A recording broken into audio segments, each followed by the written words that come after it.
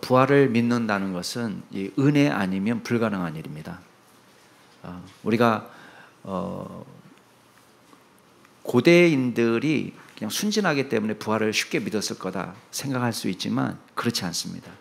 고대인이나 현대인이나 죽은 사람이 살아났다 이 말은 엄청난 우리가 초월적인 역사, 지금까지 인류에서 경험해보지 않은 역사이기 때문에 쉽게 믿을 수가 없는 것입니다. 근데 바울의 일생을 보면 바울 가운데 부활하신 주님을 만나기 이전과 이후는 확실히 다릅니다. 바울 가운데 뭔가 일어났어요. 원래 바울은 어떤 사람입니까? 예수 믿는 사람을 죽이는 데 앞장섰던 사람입니다. 근데 바울의 인생이 달라졌습니다. 다메섹에서 부활하신 주님을 만난 이후로 보장된 출세의 길을 버리고 예수 그리스도의 제자로 살아가기 시작합니다. 원래 바울은요, 그냥 가만히 있으면 출세가 보장된 인물이에요. 가말리엘에서 배웠다. 그 말은 뭐냐? 가말리엘은 힐렐 학파를 창시한 힐렐의 손자입니다. 그러니까 힐렐이 대단한 바리새인이다 라고 평가할 것처럼 가말리엘도 그 당시에 최고의 교사다 평가를 받았습니다. 우리가 보통 예수님에게도 랍비여 이렇게 말하잖아요. 랍비. 다른 사람들이 랍비라고 불렀습니다. 랍비라는 것은 내 선생님 그런 뜻입니다. 나의 스승. 근데 가말리엘 같은 경우는 랍비보다 더 높은 칭호를 받았습니다. 라반이라는 이름으로 불렸습니다. 라반이라는 것은 우리의 대스승 이런 것. 우리가 보통 훌륭한 기자 같은 경우는 그냥 기자 이렇게 부르지 않고 대기자 뭐 이렇게 붙이잖아요. 그런 느낌이라고 생각하시면 돼요. 그래서 아무에게나 그냥 라반이라고 붙이는 게 아니에요. 그러니까 대스승 그런 의미로 우리의 스승 이런 의미로 라반이라고는 이름을 가말리엘에게 붙였습니다. 근데 그 가말리엘에게서 배움받은 사람이 바울입니다. 대제사장의 공문을 얻어낼 수 있었다는 것은 이 사람은 사내들인 공유의 정도의 수준의 권위를 갖고 있는 사람이다. 이 사람 가만히 있으면 종교 지도자들 가운데 탑 클래스에 들어갈 수 있는 사람이었다. 이렇게 이해하시면 됩니다. 근데 그걸 다 버리고 나서 바울은 가는 데마다 복음을 전하는 데마다 꼭 빼놓지 않은 메시지가 있습니다. 그게 뭐냐? 예수님의 십자가와 부활을 증거한 거예요. 부활만 빼면은 유대인들의 박해를 그렇게 받을 필요가 없습니다. 그런데 바울은 이 다른 건 다 양보해도 이 메시지 하나는 절대 포기하지 못하는 그게 뭐냐? 예수님이 죽은 자 가운데서 부활하셨다는 거예요. 그리고 저와 여러분도 죽음을 이기고 부활하게 된다라는 것을 가르친 겁니다. 여러분 이 세상에서 만나는 모든 것은 다 유한합니다. 우리가 경험하는 모든 게 다 유한해요. 권력, 우리가 시키면은 이리 가고 저리 가고 하는 권력을 가진 사람은 뭘 기억해야 되냐면 내가 지금 권한을 갖고 좌우로 흔들 수 있는 능력을 가진 것처럼 나도 언젠가는 누구의 밑에서 권한 밑에서 휘둘림을 받을 때가 온다는 것을 기억해야 돼요. 권한은 유한한 겁니다. 명성은 매우 일시적인 것이고 국지적인 것입니다. 여러분이 동네에서 1등 했어요. 운동에 열심히 달리기 해서 여러분 1등 했습니다. 얼마나 자랑스럽습니까? 그러나 여러분이 1등 했다는 거 얼마나 알아줍니까? 운동회 끝나면 거의 대부분 기억 못하고 아무도 기억해 주는 사람이 없습니다. 자, 공부 잘해서 1등하고 좋은 대학 나오고 이 사람은 훌륭한 지위를 얻었다 할지라도 누가 알아줍니까? 누가 알아줍니까? 우리가 떠벌리지 않으면 아무도 알아주는 사람 없습니다. 너무나 제한적이고 또 우리가 동네에서 1등한 거는 동네를 벗어나면 또 아무도 알아주지 않습니다. 그러니까 지극히 제한적입니다. 제가 책을 많이 버렸는데요. 책만 버린 게 아니라 관련된 많은 것들을 버렸습니다. 사진들도 많이 버렸습니다. 생각해 보니까 저희 아버지가 귀하게 생각하는 그 사진을 저는 보는데 아버지 얼굴은 알겠는데 도대체 무슨 사진인지를 모르겠는 거예요.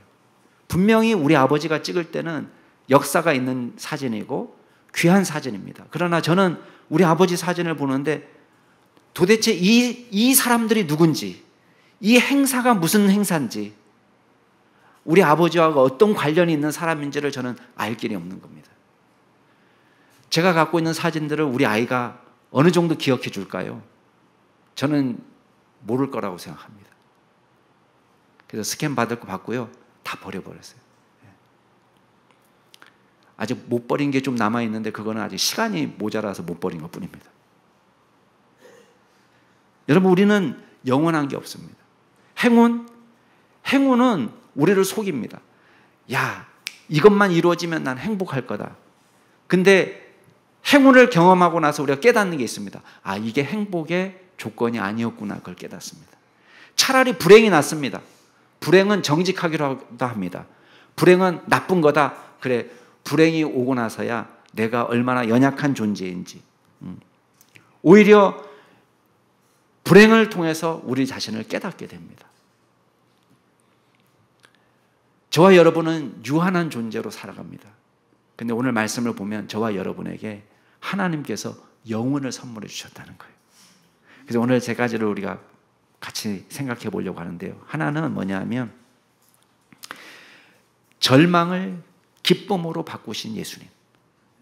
자, 두 번째는 약한 자도 찾아오신 예수님. 세 번째는 믿음을 기뻐하시는 예수님. 요 세 가지를 배울 거예요. 자, 첫 번째는 절망을 희망으로 바꾸신 예수님.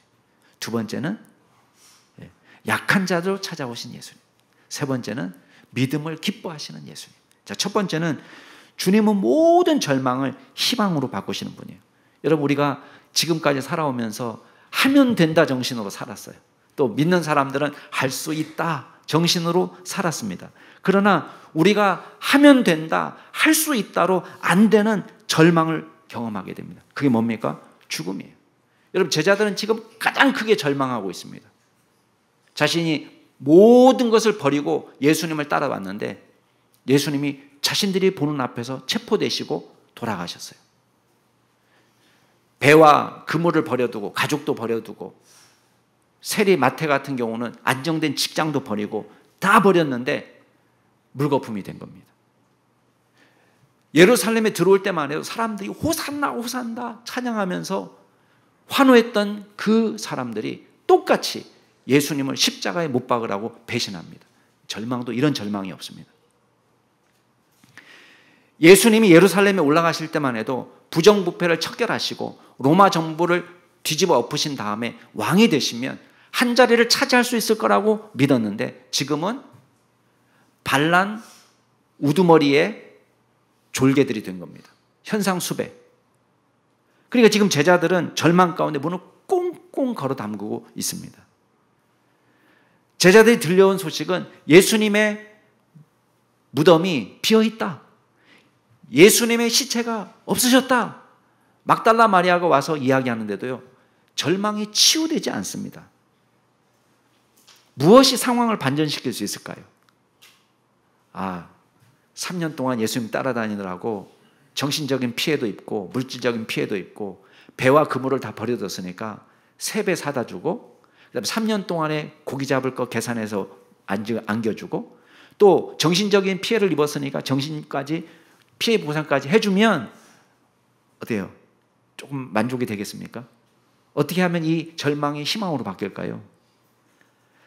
세리 마태에게는 안정적인 직장을 다시 보장하면서 승진시켜주는 거예요. 피해 보상으로 승진시켜주면 해결이 되겠습니까? 여러분, 그걸로는 해결이 안 됩니다. 우리에게 죽은 자 가운데서 부활하신 예수님을 믿는 것보다 더 큰 희망은 없는 줄로 믿으시기 바랍니다. 다른 불은 다 꺼져서 암담해진 상황 속에서도 예수 그리스도께서 부활하셨다. 이 희망의 불꽃이 우리에게 유일한 희망이 되는 것입니다. 여러분, 19절 20절 말씀 같이 한번 읽어볼까요? 19절 20절 같이 읽겠습니다. 시작. 이날 곧 안식 후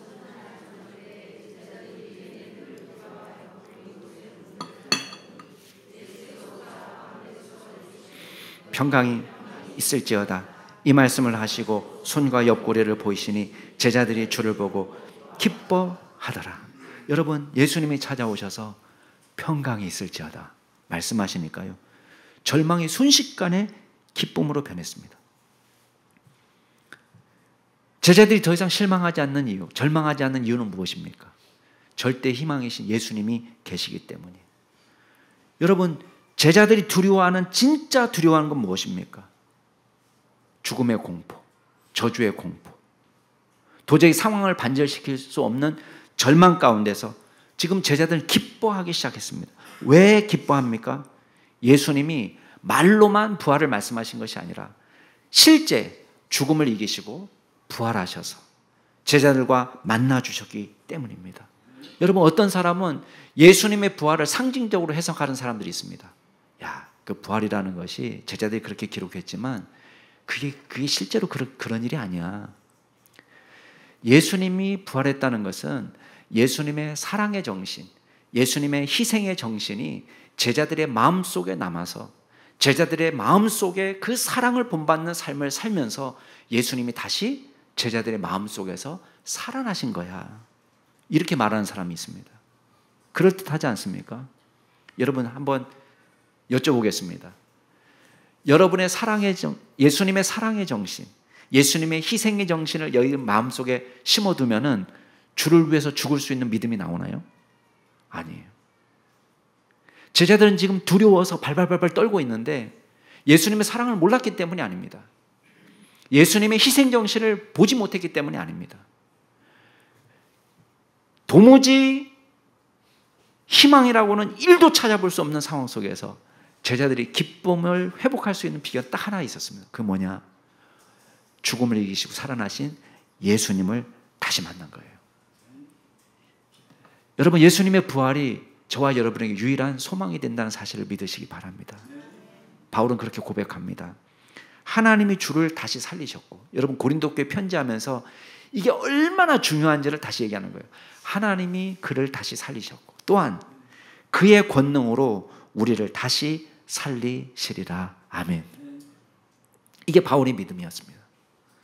주 예수를 다시 살리신 그분이 예수와 함께 우리도 다시 살리사 너희와 함께 그 앞에 서게 하실 줄을 아노라 라고 고백합니다. 여러분, 고린도 교회 성도들과 함께 하나님의 보좌 앞에 서게 될 날이 온다는 사실을 바울은 믿은 것입니다. 바울은 이 신앙이 절망으로 낙심나고 아무것도 할 수 없는 제자들을 다시 절대 희망의 자리로 올려놓았다고 믿고 있는 것입니다. 여러분, 우리가 두 가지를 기억해야 돼요. 하나는 뭐냐면 주님의 능력을 믿어야 되는 것이고, 두 번째는 주님이 우리를 보호하신다는 걸 믿어야 돼요. 저와 여러분에게 생명을 주신 그 예수님께서 죽은 자도 살리시고 우리에게 새 생명을 주시는 줄 믿으시기 바랍니다. 그리고 주님의 마음은 저와 여러분이 죽는 것이 아니라 저와 여러분이 살기를 기뻐하신다는 거예요. 저와 여러분을 사로잡고 있는 수많은 절망들이 있습니다. 어떤 분들은 경제적인 어려움 때문에 고통하고, 또 어떤 분들은 질병의 고통 때문에 어려워하시는 분들 계십니다. 이 지구는 전쟁의 위기 가운데 있습니다. 불확실한 미래 때문에 어려움을 겪습니다. 많은 사람들이 낙심하고 절망합니다. 그러나 하나님 우리에게 약속하십니다. 나를 사랑한즉 내가 그를 건지리라. 보호를 약속하시는 거예요. 그가 내 이름을 알기 때문에 내가 그를 높여줄 거다. 그가 내게 간구하기 때문에 내가 그에게 할 거다. 그들이 환난 당할 때 내가 그들과 함께 있어서 그를 건지고 영화롭게 하리라. 주님께서 저와 여러분과 동행하신다는 사실을 믿고 믿음으로 나아가는 저와 여러분이 될 수 있기를 주의 이름으로 축복합니다. 옆에 분에게 얘기해 주세요. 부활의 주님이 우리의 희망이 되십니다. 한번 얘기해 주세요.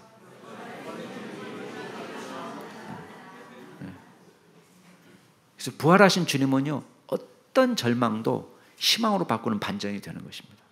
여러분, 우리가 두려워하는 많은 것들은 사실은 죽음 때문에 두려워하는 것입니다. 그 근원적인 내면에는 죄가 도사리고 있습니다. 모든 문제의 근원은 하나님을 떠나서 생긴 문제예요. 저와 여러분이 고민하는 모든 문제가 그렇습니다. 근데 예수님께서 우리의 생명이 되신다는 사실을 믿어야 됩니다. 자, 두 번째 기억할 것은 예수님은 약한 우리까지도 찾아오시고 사용하신다는 거예요. 여러분, 세상에서는 강한 자, 탁월한 자, 똑똑한 자, 능력 있는 자가 살아남습니다. 그러나 예수님의 나라에 쓰임받는 사람은 탁월한 자가 쓰임받는 게 아니에요. 연약한 우리도 주님 앞에 나올 때, 믿음으로 나올 때 저와 여러분을 사용하십니다. 여러분 21절 끝에를 보세요. 거기 보면 나도 너희를 보내노라 라고 말씀하고 있습니다. 무엇을 위해서? 제자를 삼도록 부활의 증인으로 보내는 것입니다. 근데 놀라운 사실은 지금 이 제자로 나도 너희들을 보내노라 하는 그 제자들의 면면을 한번 보시기 바랍니다. 두려움에 발발 떨고 있고 의심이 많아서 예수님을 온전히 믿지 못하고 의지하지 못할 때 주님이 지금 찾아오신 것입니다. 어떻게 감당하라고? 여러분 22절 23절 같이 한번 읽어볼까요? 22절 23절 시작. 이 말씀을 하시고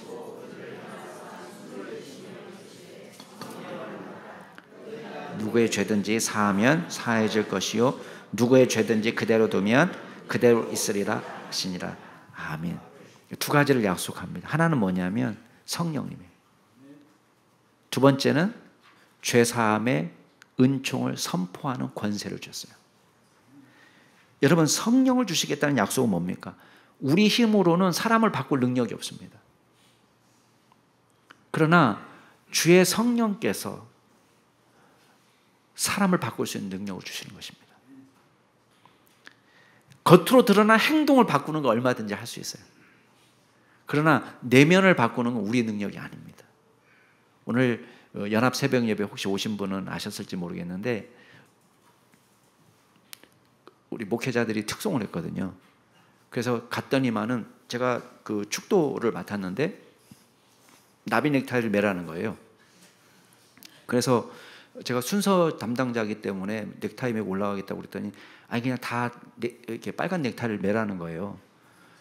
그래서 저도 이제 엉겹결에 이제 넥타이를 풀고 빨간 넥타이를 매고 이제 강대상에 올라갔는데 와 보니까 순서 맡은 다른 목사님들은 다 넥타이를 하고 있고 저 혼자만 깨발랄하게 빨간 넥타이를 매고 있는 거예요. 여러분도 아시겠지만 저는 이렇게 튀는 거 별로 안 좋아하고 거룩하고 신중하고 차분하고 얌전하고 그런 사람인데 딱 앉아있는 회중 우리 성도님들은 다 저를 알지만 앉아있는 회중들이 볼 때는 와 저분 되게 튄다. 지금 딱 오해받기 쉽게 된 거예요. 거기다가 축도니까 순서가 제일 마지막이에요. 그냥 기도하면 그냥 기도 끝나고 내려가면 되는데 끝까지 거기 앉아 있어야 되는 거예요. 카메라에 딱 비치는데 제 얼굴이 이게 보이니까 제가 조장로님 기도하고 내려가신 사이에 얼른 자리를 옮겨서 옆으로 옮겼습니다. 화분 밑에 이렇게 뒤에 숨어가지고 어떻게든 이게 막아보고 싶었는데 이게 잘 막아지지가 않는 거예요. 딱 남들이 볼 때 관종 같은. 여러분 사람이 겉모습으로 얼마든지 바꿀 수 있잖아요, 그죠? 그래서 저 같은 사람도 빨간 넥타이 매면 깨발랄하게 보일 수 있고 또 엉망진창으로 삶을 살아가는 사람도 그럴듯하게 차려입고 외모를 꾸미면 제법 거룩한 사람으로 보일 수 있습니다. 그러나 우리의 외면은 곧 심령의 변화는 아닙니다. 우리가 늘 추구하는 것은 뭐냐면 우리 심령의 변화, 마음의 변화를 받는 것입니다. 성령께서 저와 여러분의 삶을 바꾸고 내면을 바꾸시는 분이에요. 저와 여러분이 성령의 능력이 필요한 이유가 거기에 있습니다. 우리의 힘으로는 사람을 바꿀 수 있는 능력이 없어요. 그러나 예수님께서 성령을 받으라 라고 제자들에게 말씀하세요. 왜? 성령의 능력이 없으면 일할 수 없으니까. 그럼 성령의 충만을 사모하는 저와 여러분이 될 수 있기를 바랍니다. 두 번째는 죄 사함의 은총을 선포할 수 있는 권한을 주시는 거예요. 여러분 23절에 보면 너희가 누구의 죄든지 사하면 사하여질 것이고 누구의 죄든지 그대로 두면 그대로 있으리라.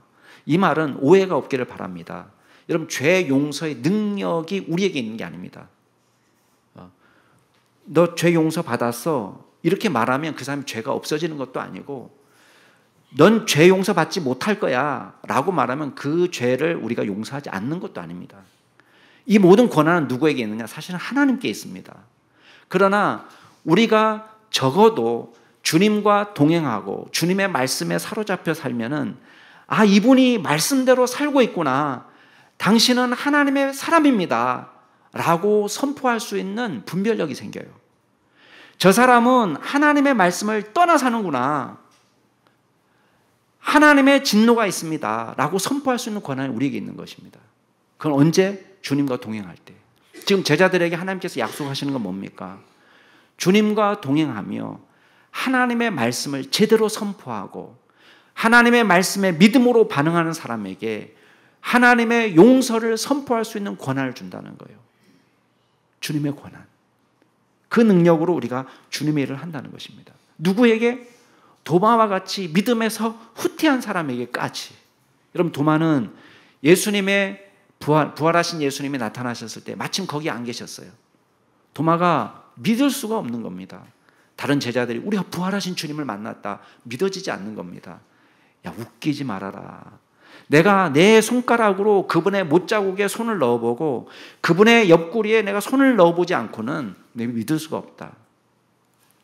예수님께서 나중에 나타나신 거예요. 여러분, 27절 말씀 한번 읽어보실래요? 27절 같이 읽겠습니다. 시작. 도마에게 이르시되 내 손가락을 이리 내밀어 내 손을 보고 내 손을 내밀어 내 옆구리에 넣어보라. 그리하여 믿음 없는 자가 되지 말고 믿는 자가 되라. 여러분, 이 연약한 도마를 다시 제자로 세워주시는 거예요. 믿는 사람이 되라. 내 옆구리에, 내 손바닥에 손가락을 넣어보고.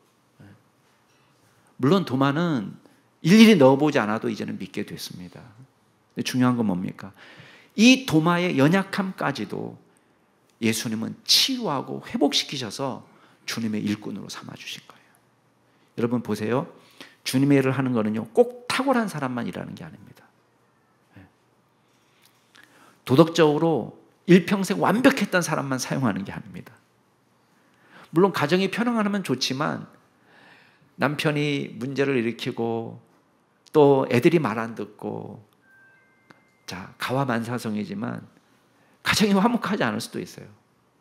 그렇지만 하나님께서는 연약한 자를 통해서, 때로는 병든 자들을 통해서, 때로는 가난한 사람을 통해서, 컨디션 좋지 않을 때, 경제적으로 어려울 때, 많은 고민으로 머리가 복잡할 때, 그때도 주님께서 저와 여러분을 사용하신다는 것을 믿으시기 바랍니다.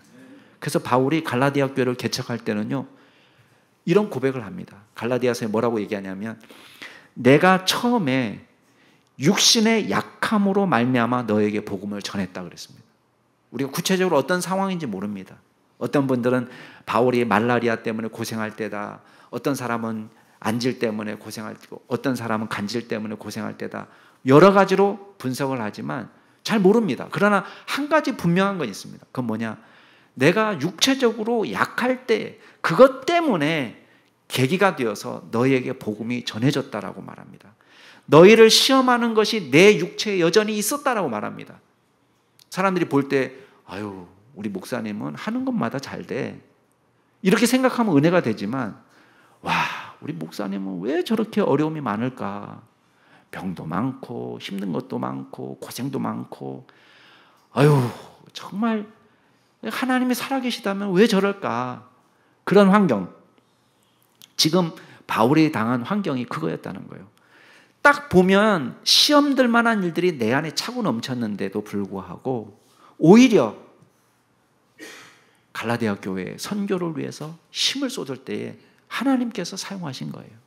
여러분, 사마리아 선교나 이방인 선교도 마찬가지입니다. 예루살렘 교회가 치밀하게 연구하고 사람을 뽑고 계획을 세우고 그리고 파송해서 일어난 사건이 아닙니다. 마치 폭탄이 꽝 떨어져 가지고 피난 갈 수밖에 없는 상황이 된 것처럼 예루살렘 교회가 온갖 핍박에 시달리기 시작했습니다. 사람들이 흩어졌습니다. 사마리아로, 이방 지역으로. 이 사람들이 자기가 있는 곳에서 복음을 전한 것입니다.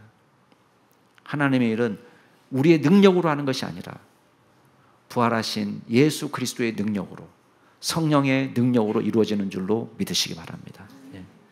마지막으로 주님은 믿음을 기뻐하십니다. 우리가 믿음 없는 자가 되지 않고 믿는 자가 되기를 기뻐하십니다. 여러분, 부활은 예수 그리스도의 정신을 추종하는 게 아니에요. 크리스찬은 예수님의 정신을 추종하는 것이 아니라 예수님께 내 인생을 맡기는 것입니다. 그게 믿음입니다.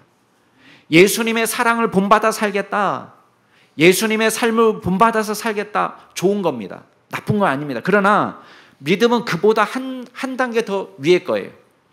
예수님의 정신을 본받아 사는 것 이상으로 예수 그리스도의 십자가와 부활을 믿고 내 삶을 주님께 의탁하는 것입니다. 이게 믿음입니다. 주님이 내 인생의 주임이심이라고 고백하는 것입니다. 여러분, 기독교는 착하게 살자 운동이 아닙니다. 내가 열심히 일해서 이렇게 드리겠습니다라는 게 기독교가 아닙니다. 기독교는 저와 여러분이 구원받을 수 없는데 예수님이 십자가를 지시고 우리를 위해서 사흘 만에 부활하셔서 새 생명을 주셨다. 하나님이 하신 일이 먼저예요. 그 은혜로 우리가 살아가는 것입니다. 내가 잘 살아서, 착하게 살아서 내가 천국을 따먹고야 말겠다가 아닙니다. 우리의 선행으로는 천국에 들어갈 수 있는 점수를 단 1점도 얻을 수 없습니다. 믿음은 뭐냐? 주님이 나를 위해서 죽으셨고 우리에게 새 생명을 주시기 위해서 다시 사셨다는 것을 믿고 주님 앞에 내 인생을 맡기는 것입니다. 여러분, 27절 말씀에 믿음 없는 자가 되지 말고 믿는 자가 되라 라고 말했을 때 도마가 이렇게 고백합니다. 28절 29절 같이 한번 읽어보겠습니다. 시작. 도마가 대답하여 이르되 나의 주님이시요 나의 하나님이시니이다. 너는 나를 본고로 믿느냐 보지 못하고. 아멘. 여러분, 믿음의 내용이 뭡니까? 도마가 믿은 것은 예수님이야말로 나의 주님이시고 나의 하나님이십니다 라고 고백한 거예요. 여호와 증인이 와가지고요, 꼭 묻는 게 그렇습니다. 성경에 예수님이 당신 자신을 하나님이라고 말한 부분이 있습니까? 막 물어봐요. 있다. 제가 얘기해 줬어요. 물론 반말하지 않았습니다. 있습니다. 예. 제가 무리하게 얘기하지는 않습니다. 예, 있습니다. 어디 있습니까? 요한복음 20장에 있습니다. 도마가 나의 주님, 나의 하나님이라고 부를 때에 이놈, 난 하나님이 아니야. 그렇게 말하지 마라. 신성모독이야. 이렇게 하시지 않았어요. 뭐라고 얘기하셨어요? 너는 나를 본고로 믿느냐? 보지 못하고 믿는 사람이 복되다. 자, 국어 100점도 필요 없어요. 학교 다닐 때 국어 60점 이상만 되면 다 이해할 수 있습니다. 60점 이상 다 되잖아요. 죄송합니다. 점수 더 낮춰서 30점 이상만 돼도 다 이해할 수 있어요. 예수님이 도마의 믿음을 칭찬하셨어요. 도마가 뭐라고 고백했습니까? 예수님이야말로 나의 주님이시고 내 인생의 주님이시고 내 인생의 하나님, 나의 하나님이십니다 라고 고백했어요. 믿음 없는 사람이 아니라 믿는 자가 되기를 기뻐하십니다. 예수님은 훌륭한 선생님, 착한 선생님이 아닙니다. 위대한 치유자 정도가 아닙니다. 4대 성인 중에 한 사람 정도가 아닙니다. 그럼 우리가 예수님 따라가지 않아도 됩니다. 예수님은 저와 여러분의 주님이시고 저와 여러분의 생명을 주실 수 있는 하나님이 주신 줄로 믿으시기 바랍니다. 이 믿음이 지난 2000년 동안 온 거예요. 사랑하는 성도 여러분, 저와 여러분을 실망케 하는 문제들이 많이 있는 줄 압니다. 직장 때문에 고민하고, 사업 때문에 고민하고, 은행 잔고가 여러분을 슬프게 만들고, 건강이 여러분을 절망 가운데만 있게 하고, 우울하게 만들고, 주변 상황이 우울하게 만들고, 절망 가운데 우리가 두려울 때가 많습니다. 불안할 때가 있습니다. 그러나 예수님께서 저와 여러분을 지키시고 예수님께서 저와 여러분에게 생명을 약속하셨고 예수님께서 저와 여러분에게 기쁨을 주신다는 것을 기억하고 믿음으로 나아가는 저와 여러분이 될 수 있기를 주의 이름으로 축복합니다. 약해도 상관없습니다. 주님은 도마 같은 사람도 사용하십니다. 저와 여러분이 컨디션이 좋을 때만이 아니라 컨디션이 나쁠 때도 사용하십니다. 주님께서는 지난 2000년 동안에 400m 개주할 때 바톤을 넘겨주는 사람들, 이런 식으로 기독교가 왔다고 생각하시면 안 돼요. 마귀는 기독교를 없애기 위해서 엄청난 박해를 가하고 아예 씨를 말려버리려고 하고 예수를 믿지 못하게 하기 위해서 모든 수단과 방법을 가리지 않고 유혹을 주기도, 때로는 박해를, 때로는 순교의 자리까지 나아가게 할 때에도 나를 살리시고 나에게 새 생명 주신 예수 그리스도를 하나님으로 믿고 기꺼이 자기 생명까지도 내어주겠다고 작정한 헌신한 믿음의 종들을 통해서 저와 여러분에게까지 복음이 전해진 것입니다. 그 믿음의 사람으로 우리에게 맡겨진 그 경주를 끝까지 완수하여 머릿속으로만 부활을 생각하는 것이 아니라 예수 그리스도의 부활을 우리 마음으로 믿고 그 부활의 능력으로 살아가는 저와 여러분이 될 수 있기를 주의 이름으로 축복합니다. 기도하겠습니다.